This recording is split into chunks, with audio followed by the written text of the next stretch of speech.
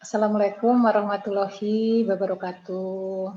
Apa kabar? Semoga baik-baik aja dan sehat-sehat aja dan eh, jaga kesehatan ya, terutama dalam masa pandemi ini kita harus betul-betul jaga kesehatan.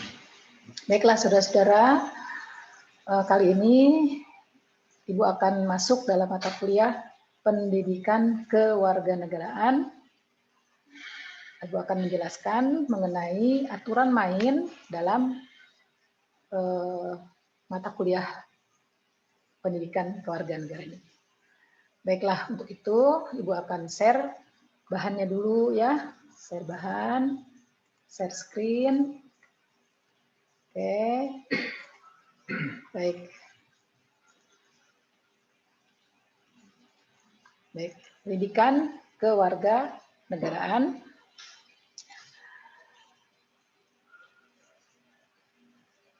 Ibu beri tema perjuangan menghidupi jati diri bangsa. Ya. Jati diri bangsa itu ada di mana? Di Pancasila, identitas, ideologi, nah itulah. Perkenalkan, nama Ibu adalah Minto Rahayu, ya, lahir 19 Juli 1998, alamatnya Jalan Ketapang nomor 29, RT 4 RW 9, Pondok Cina Depok 16424, kemudian nomor HP 085613135551, ya, dan Gmailnya mintorahayu@gmail.com. Ada juga teknik mesin. Ya. Baik, lanjut ya.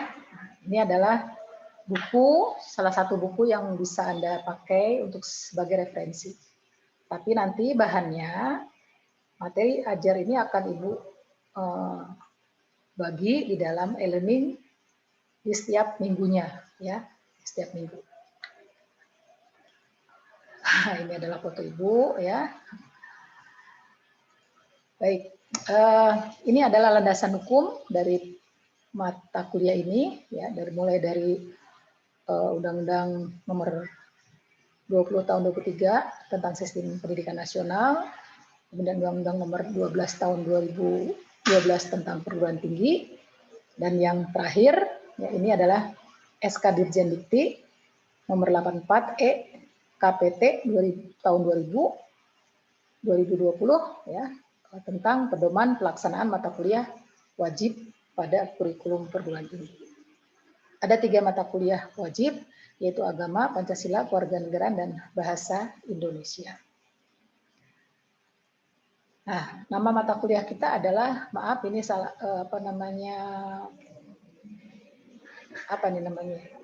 tipe ya, tipe pendidikan kewarganegaraan.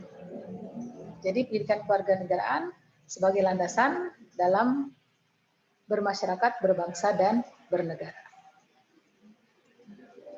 Nah, pendidikan kewarganegaraan itu ada di semua negara. Ya, di semua negara ada. Kenapa? Karena memang setiap negara membutuhkan peran warga negaranya. Untuk itu, setiap warga negara diberi bekal pendidikan kewarganegaraan agar sesuai dengan kebutuhan negara. Ya, ini adalah salah satu contoh-contoh negara-negara yang ada pendidikan kewarganegaraan. Jadi adalah nama-nama dari pendidikan kewarganegaraan. Ya. Sekarang apa sih pendidikan kewarganegaraan itu? Nah, kita mulai dari kata pendidikan. Pendidikan itu adalah apa sih pendidikan itu? Pendidikan adalah proses perubahan pola pikir, pola sikap, dan pola tindak. Ya. Nah, pendidikan ini ditunjang oleh 4 pilar, yaitu learning to know, dan kemudian learning to learn. Semakin Anda belajar, semakin Anda tahu, dan semakin Anda ingin belajar. Learning to do, jadi setelah belajar Anda bisa melakukan sesuatu. Dan learning to be, setelah Anda belajar Anda bisa menjadi seseorang, dan seseorang itu akan eksis kalau Anda berada dalam lingkungan together, ya, to live together. Nah, kita kembali ke sini, proses perubahan pola pikir, pola sikap, dan pola tindak yang diinginkan. Pertanyaannya, yang diinginkan siapa? Yang diinginkan oleh siapa, maka sifatnya subjektif. Ya, misalnya yang diinginkan Indonesia tidak sama dengan yang diinginkan oleh Amerika. Yang diinginkan oleh agama Islam tidak sama dengan apa yang diinginkan oleh agama Kristen. Tentu saja dalam hal ibadahnya. Nah, ini ada penjelasan ilmu itu bebas nilai. Artinya, contoh, 1 tambah 1 di mana-mana itu 2. Mau sampai manapun 1 tambah 1 itu 2. Berarti bebas nilai. Tapi ilmu agama dan pendidikan agama beda. Ilmu agama bebas nilai. Ya, apakah itu agama Kristen, Islam, Buddha, ya Konghucu atau apapun. Nah, tapi kalau pendidikan agama ada nilainya, ya. Makanya mata pelajaran pendidikan agama dibedakan antara agama Katolik, agama Islam, agama Kristen, ya, agama Buddha juga ada, agama Hindu juga ada. Dibedakan karena apa? Karena nilainya berbeda, ritualnya berbeda, begitu. Kalau ilmu agama sama nilainya, oke ya. Nah, kemudian kewarganegaraan. Apa sih kewarganegaraan itu? Adalah hubungan antara warga dan negaranya. Bagaimana hubungannya? Baik-baik saja kan, baik hubungannya. Nah, hubungannya itu adalah terletak di hak dan kewajiban yang saling bertolak belakang. Warga ini wajib membela negara dan berhak mendapatkan jahkam, kesejahteraan dan keamanan. Sebaliknya, negara wajib memberikan kesejahteraan, keamanan, dan berhak mendapatkan bela negara. Nah, jadi ini kita ada di sini kan sebagai warga ya. Apa sih hak dan kewajibannya? Itu adalah melalui pendidikan kewarganegaraan agar warga negara dapat diandalkan. Bagaimana warga negara yang dapat diandalkan? Adalah warga yang cinta tanah air. Apa sih cinta tanah air itu? Rela berkorban ya untuk nusa dan bangsa. Jadi pelajaran ini adalah pelajaran cinta sebenarnya, ya, cinta tanah air. Oke, lanjut ya. Nah, ini adalah pembelajaran ya. Ada pembekalan, ada diskusi, ada makalah, ada presentasi, ada UTS dan UAS. Ini adalah penilaiannya, cara menilainya, tugas 30%, UTS 30%, UAS 40%. Lanjut, deskripsi mata kuliah PKN. Ini adalah materinya ya, ada 8 materi. 1 kondisi saat ini, lingkungan strategi. 2 identitas nasional, demokrasi Indonesia. 4 hak asasi manusia dan negara hukum.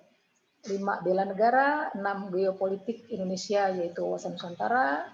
Kemudian implementasi wawasan Nusantara. Dan yang terakhir, yang 8 geopolitik geostrategi Indonesia yaitu ketahanan nasional. Nah, jadi ada 8 bab. Nah, ini nanti UTS bab 1, 2, 3, 4, ya, UAS bab 5, 6, 7, 8. Baik, nah ini adalah penjelasan dari Undang-Undang Dasar 45. Saya kutipkan di sini, saya baca, yang penting dalam pemerintah dan dalam hal hidupnya negara ialah semangat. Semangat para penyelenggara negara, semangat para pimpinan pemerintah, meskipun dibikin undang-undang dasar yang menurut kata-katanya bersifat kekeluargaan, apabila semangat para penyelenggara negara, para pimpinan pemerintah itu bersifat perorangan, undang-undang itu tidak ada artinya dalam praktek. Sebaliknya, meskipun undang-undang dasar itu tidak sempurna, akan tetapi jikalau semangat para penyelenggara pemerintah baik, undang-undang dasar itu tentu tidak akan merintangi jalannya negara. Jadi, yang paling penting ialah semangat. Maka semangat itu hidup, dan hidup atau dengan kata lain, dengan perkataan lain, dinamis. Nah, ini 1 paragraf, ada kata semangat, kalau nggak salah 7 kata semangat. Jadi, kita harus tetap semangat. Apapun keadaan kita. Sebagai warga negara yang baik, kita tetap semangat. Ya. Oke, saya lanjutkan. Ini rancangan pembelajaran. Pendidikan, maaf, ini masih tipe ya, pendidikan kewarganegaraan maksudnya di sini. Pertama, pembekalan materi oleh dosen, kemudian B, diskusi, Makalah presentasi kelas dibagi menjadi 4 kelompok. Latihan tiap bab per kelompok dikumpulkan, ditulis tangan. Kemudian presentasi 4 kali, 2 kali sebelum UTS dan 2 kali sebelum UAS. Tugasnya membuat makalah 3-5 halaman, membuat bahan presentasi, ya. Tema ditentukan oleh mahasiswa tetapi dikonsultasikan kepada dosen. Hasil kesimpulan presentasi ditulis dalam 1 halaman dan dikumpulkan. Sebentar ya, ini ada gangguan. Apa nih? Oke, lanjut. Penilaian tadi sudah dibahas ya di depan. Nah, karena mata kuliah PKN ini mata kuliah kompetensi, maka nilainya itu minimal C. Kalau D, ya DO langsung. Ujian, ya ujian 4 bab UTS pertama, 4 bab pertama, UAS 4 bab terakhir. Kriteria nilai. Kontekstual sesuai dengan teks, itu C nilainya, dengan analisis dan contoh D nilainya, sampai evaluasi dan pemecahan masalah A nilainya. Nah, penjelasannya seperti apa ini? Kita lihat di sini. Nah, analisis dan pemecahan masalah. Kalau Anda mengungkapkan fakta, data, teks, copy paste, nilainya C. Maksimal C. Kalau Anda memberikan alasan mengapa fakta itu terjadi dan memberikan dampak positif dan negatifnya, Anda akan mendapatkan nilai B. Dan jika Anda sampai pada solusi agar fakta menjadi seperti yang diharapkan, ya berarti nilainya kemungkinan A. Ya. Ini adalah penilaian makalah dan presentasi. Makalah dan bahan tayangan teks nilainya C. Bahan tayangan yang lengkap, ada teksnya, ada fotonya, ada gambarnya, ada filmnya, maksimal B. Dan ada makalah, ya, bahan tayangan, teks, foto, gambar, film, nilainya A. Itu kriteria nilai. Ini adalah contoh sistematika makalah. Ya. Bab 1 pendahuluan, 1.1 latar belakang masalah, 1.2 tujuan. 2 pembahasan, 2.1 kondisi saat ini, 2.2 kondisi yang diharapkan. 3 pemecahan masalah. 3.1 tantangan hambatan, 3.2 peluang, 3.3 upaya atau solusi, dan keempat kesimpulan.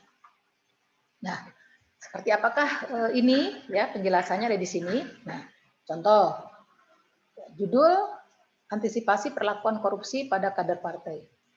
Pendahuluan, latar belakang masalah. Ya. Latar belakang masalah itu apa sih? Alasan mengapa topik judul dipilih dijadikan pembicaraan atau permasalahan. Ya. Karena banyak kader partai yang korupsi. Tujuannya mencari solusi agar kader partai tidak korupsi. Pembahasan, kondisi saat ini. Banyak kader partai yang terlibat korupsi. Kondisi yang diharapkan. Kader partai seharusnya menjadi teladan dalam pemberantasan korupsi. Tantangan dan hambatan. Kader partai harus setor dana ke partai sehingga harus korupsi. Kader perlu biaya politik untuk konstituennya. Nah, ini adalah negatif. Ini ada alasan kenapa kader partai harus korupsi. Harus banyak uang intinya. Tapi di sini ada peluang. Ya, ada gajinya besar, rapat-rapat, honor, tunjangan dan lain-lain, fasilitas juga cukup berlebih. Akhirnya ini masalahnya, ini solusinya, maka terjadilah ini. Partai harus mengawasi kadernya. Kader harus dapat mengelola keuangannya, harus ada transparansi dalam setiap proyek. Lanjut, kesimpulan. Kesimpulan ini merupakan ringkasan dari awal sampai kesimpulan. Ya. Kader partai yang seharusnya menjadi teladan dalam pemberantasan korupsi, malah banyak yang terlibat korupsi. Nah, tadi di depan kan, di atas. Kader partai harus setor dan perlu biaya politik untuk konstituennya, sehingga harus menyediakan dana besar, sehingga korupsi. Nah, itu kan nyambungnya. 3, kader partai telah berpendapat besar, sehingga tidak perlu korupsi. Solusinya, untuk memberantas korupsi, kader partai harus diawasi, mengelola keuangan dan transparansi dalam setiap proyek. Itu ya. Nah, jadi nanti ini semuanya, kalau kesimpulannya udah betul seperti ini, sedangkan yang ini dibuat dalam teks, ya, dibuat teks. Ini kan pointersnya. Nah, ini harusnya dibuat teks, oke? Nah, silakan kalau ada pertanyaan, nanti bisa diajukan secara tertulis di forum. Bisa juga nanti habis ini kita buka Gmeet ya untuk tanya jawab dan untuk penjelasan lebih lanjut. Baik, Ibu lanjutkan ya. Nah, landasan filosofi pendidikan kewarganegaraan. Mencerdaskan kehidupan bangsa dalam Bhinneka Tunggal Ika. Landasan historis pendidikan kewarganegaraan. Penjajah, dengan adanya penjajah, bangsa Indonesia itu menjadi bodoh, hina, dan miskin. Ya, termiskin di dunia. Baju satu melekat di badan. Nah, dengan namun bangsa Indonesia lewat penjajahan itu juga dia belajar demokrasi, belajar iptek, dan belajar ekonomi. Nah, dengan belajar ini ya, nilai positifnya, ini negatifnya, maka pejuang Indonesia itu membuat suatu pergerakan yang kita sebut dengan kebangkitan nasional tahun 1908 sebagai gelombang perintis, ya, dan Sumpah Pemuda sebagai pelopor. Ini kita mengadah, misalnya pertanyaannya begini, ayo kita bangun negara kita. Apa wawasannya? Nah, wawasannya adalah kebangsaan, satu kebangsaan bangsa Indonesia, geografi satu tanah air Indonesia, dan sebagai perekat budayanya adalah budaya bangsa Indonesia, bahasa Indonesia. Nah, kemudian tidak berapa lama, ini 1928, tidak berapa lama 1945 bangsa Indonesia memproklamirkan kemerdekaannya. Saat itulah negara kita menjadi negara bangsa, ya, bukan lagi negara jajahan. Oke, baik. Berikutnya, nah ini adalah teks Sumpah Pemuda, ya, tanggal 28 bulan Oktober 1928 di Jakarta, Kongres Pemuda menyatakan Sumpah Pemuda. Ya. Kami pemuda-pemudi bersumpah mengaku dan hanya mengenal satu tanah air Indonesia, satu bangsa Indonesia, satu bahasa Indonesia. Ya. Kalau sekarang dibacanya, terus begini, kami pemuda-pemudi Indonesia, karena sudah lewat tanggal ini kan, Indonesia bersumpah dan mengaku dan hanya mengenal dan seterusnya. Baik, kita lanjut, saya lanjutkan. Nah, ini proklamasi, ya, teks proklamasi. Kami bangsa Indonesia dengan ini menyatakan kemerdekaan Indonesia, hal-hal yang mengenai perpindahan kekuasaan dan lain-lain diselenggarakan dengan cara seksama dan dalam tempo yang singkat-singkatnya 17 Agustus 1945 atas nama bangsa Indonesia Soekarno-Hatta. Dengan teks inilah maka kita menjadi bangsa yang mempunyai negara, ya, itu jadi negara bangsa. Nah, ini landasan teori pendidikan kewarganegaraan. Ini konferensi di New Delhi, India tahun 1996 menyatakan bahwa pendidikan itu menyiapkan pribadi yang bertanggung jawab, pembangunan berkelanjutan bagi kesejahteraan dan lingkungan hidup, menguasai iptek dan seni. Ya, nih, jadi tujuan pendidikan itu ini. Nah, tahun 1998 UNESCO di Paris mengeluarkan satu konsensus bahwa pendidikan itu harus memanusiawikan manusia, produktif dan dinamis, serta maju yang adil dan beradab. Nah, jadi Anda sebagai mahasiswa itu harus produktif dan dinamis, harus maju yang adil dan bebas. Nah, makanya saudara, kita ini ada punya kebebasan mimbar akademik, ya, karena ini bebas di sini. Berikutnya, nah ini landasan sosiologi PKM. Dari segi keragaman, ini ada harmonisasi, dari harmonisasi itu dihadapkan pada globalisasi. Ingat saudara ya, bahwa globalisasi itu adalah penyeragaman, sementara kita keragaman. Nah, ini jadi ada bertolak belakang ini. Nah, kemudian bagaimana supaya terjadi harmonisasi, maka ada komitmen demokrasi. Bagaimana dengan landasan yuridis pendidikan kewarganegaraan? Pasal 27 ayat 3 Undang-Undang Dasar 45 tentang bela negara, ya, bahwa semua warga negara berhak dan wajib dalam bela negara. Kemudian pasal 30 ayat 1 tentang pertahanan keamanan, bahwa seluruh warga negara itu berhak dan wajib dalam ikut serta dalam pertahanan negara. Kemudian tadi juga di atas sudah ada ya tentang pedoman mata kuliah wajib pada kurikulum perguruan tinggi. Baik, inilah jadilah warga negara yang dapat diandalkan. Seperti apakah warga negara yang dapat diandalkan itu? Yaitu ini, mampu mengambil keputusan secara bernalar dan bertanggung jawab melalui proses demokrasi. Nah, itu dia, jadilah warga negara yang baik, dan inilah kompetensi warga negara yang baik. Ya, baik saudara-saudara, jadi ingat nanti sebentar kita buka Gmail. Oke, sebelumnya masih ada lagi nih, sebentar sedikit ya. Ada 4 paradigma kebangsaan Indonesia, yaitu Pancasila, Undang-Undang Dasar Republik Indonesia 1945, ada NKRI, Negara Kesatuan Republik Indonesia, dan ada Bhinneka Tunggal Ika.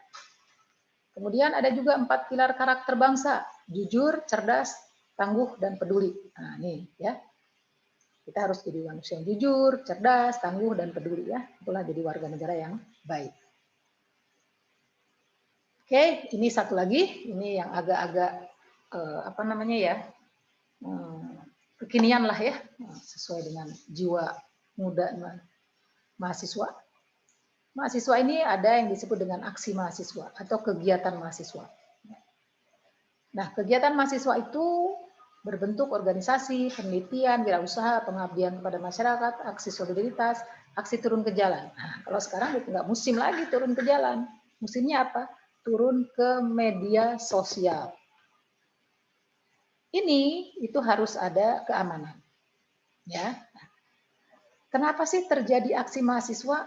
Karena adanya sikap kritis mahasiswa terhadap fenomena yang ada di masyarakat. Sikap kritis itu apa sih? Sikap kritis itu muncul dari radikal. Radikal itu apa? Radikal ini adalah anti kemapanan, ya, anti kemapanan. Terus, apakah kita harus radikal? Iya. Karena apa? Karena kalau tidak ada radikal, maka kita tidak akan ada perubahan. Ya. Nah, tentunya kita harus apa? Contoh nih, apa namanya? SMS. Dulu kita udah nyaman dengan SMS. Radikalisasi, ada WA. Nah, ya kan? Itu kan radikal. Sehingga SMS ini nggak laku lagi. Yang laku WA, WhatsApp. Kenapa? Karena kontennya lebih banyak dan sebagainya. Nah, itulah yang disebut dengan radikal. Adanya perubahan, ya. Nah, sehingga anti kemapanan ini akan apa? Akan membuat adanya perubahan. Baik, silahkan. Nanti kita ketemu di Gmail. Silahkan bertanya, ya, baik secara tulis boleh maupun secara lisan. Nanti kita lihat lagi. Oh ya sudah, kayaknya, wah ini anak saya yang radikal ini, rambutnya gondrong, ya kan? Tapi alhamdulillah sekarang anaknya udah 2 nih ya, jadi udah nggak radikal lagi. Nah ini sekarang ini nih, ya kan, ganteng ya anak ibu nih ya. Baiklah, saudara-saudara sekalian, saya kira sekian dulu ya. Mudah-mudahan semuanya bisa jelas dan bisa dipahami. Untuk kali ini sekian dulu dari Ibu. Assalamualaikum warahmatullahi wabarakatuh.